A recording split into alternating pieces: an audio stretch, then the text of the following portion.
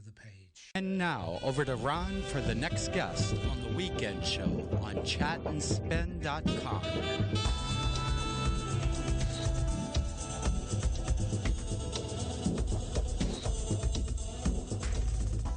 And the time now on Chat and Spin Radio in the UK is 9:35 p.m. We have our next caller on the line. Who's calling and where are you calling from? Hello there, my name is GN Hetherington. I'm calling from Wimbledon in the UK. Thank you for having me. Okay, and of course the Wimbledon was cancelled this year, wasn't it? The tennis. Yes, it was. Yes, of course. Everything's cancelled this year. Yes, but it's gradually coming back. But anyway, Catherine, we're not here to talk about that. We're here to talk about your books. So just tell us about them, titles, and what inspired you to write them as well. Okay, well, I write the Hugo Duchamp Investigates series of books. They are a series set in France, basically, and I've written 8 now. I'm about to publish the 9th, and I'm working on the 10th. So yeah, it's been a great experience. It's they're a lot of fun, and we have a lot of fans around the world, which is very important. But yeah, they're really good. I've enjoyed writing them. So you've written a total of 8, haven't you? I have, yes. Right. Since I first published in 2015, but I've written all my life, to be honest. It's I first started when I was a child, lying on my parents' floor watching Murder, She Wrote. I wrote my first book then, and I've done that consistently since then. But you kind of you write a book and then you forget about it and you try to get it published, and I've done that all my life. But finally, it was just strange. I met a woman on a tube, believe it or not. She was lost and looking for directions, and we got talking. We became friends, and as it turned out, she was a poet. Her name was Joy Edwards, and she's become a great friend since then. But basically, she said, I'm a poet, and I said, well, I write sometimes too.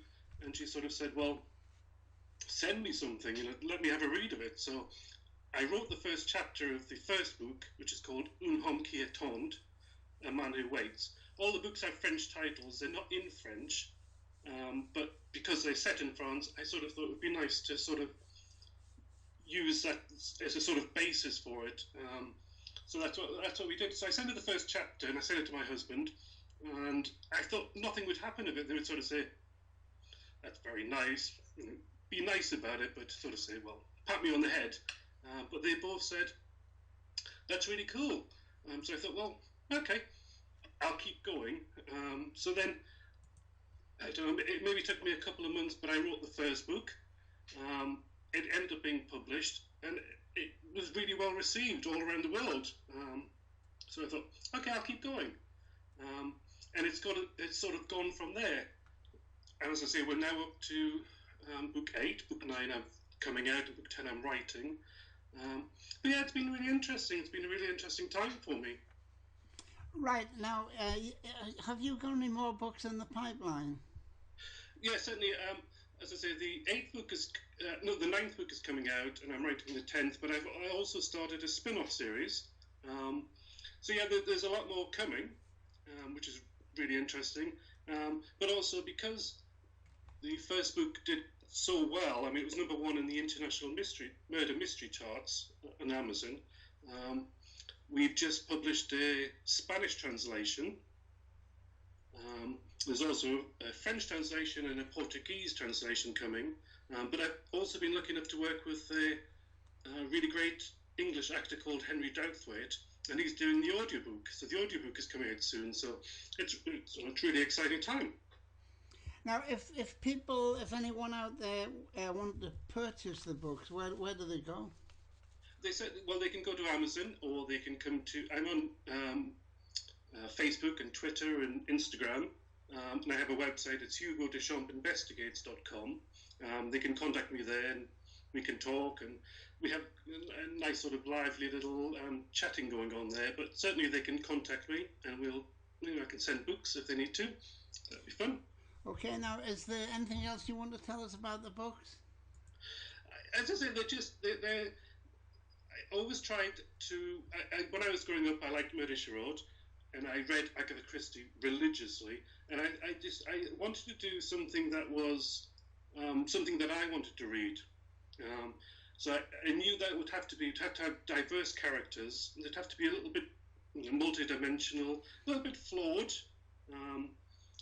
good, bad, annoying, that sort of thing, but they would be ultimately good characters, and that's what was really important to me. I wasn't interested in it being neat. I mean, Hugo's an investigator. In the first book, Un Homme qui attend, he is living and working in London, but he's sort of dragged from that life back to France, where he came from. He didn't want to go, but he's sort of forced into it, and he's a really interesting character. He's not your natural hero, but he's a good investigator. He's had problems with his life, all that sort of thing, but ultimately he is interested in solving problems and righting wrongs. So I was always interested in that. So that's what I really tried to do with that. And he has a complicated love life. I mean, it's sort of difficult to say, but he moves on quite quickly, and it's been interesting because we've had a lot of people who have really taken to this character. He ends up getting married to a man, and I think people have accepted that quite well, because you don't often have that kind of representation in books. So I work very hard to try and do that in a way that it's not really about him being gay, rather than he just is gay. So I think it's been great, and we've learned a lot, and people seem to have taken to it quite well. I think people will read books, won't they? Because of the lockdowns and things like that. They watch the bad news. It's something that's affected me, because people are saying they're locked in. What do they do with their life? Well, I write anyway. I stay at home. I mean, I've been very lucky. I've got some great friends who check in with me every day. My friend Jackie White, my friend June Russell. They text me every day and they say, "How are you doing?" And I say, "Well, it's great, because I'm writing a book." I mean, I've been very lucky. I never have writer's block. I started this in 2015, and I'm on my 10th book now, so I'm very lucky that I don't struggle. So yeah, it's been a great time for me. How long does it take you to write a book? Now it's difficult. I publish 2 a year, and I think in that year I write 3 books, because I'm writing one, I'm editing the last one, and I'm planning the next one. So I would say it takes me a year to write a book, but that's really 3 books. So in a period of a year, there are 3 books done. So, but it takes a lot of research as well, doesn't it? It does. I mean, as I say, I write murder mysteries. My books are quite long. They're normally 600 pages, more or less. So I do a lot of research, primarily about the murders and about the scientific part of it, the autopsies and that kind of thing. But I mean, I grew up, I don't know about you, but I grew up in a time where there were 3 television channels.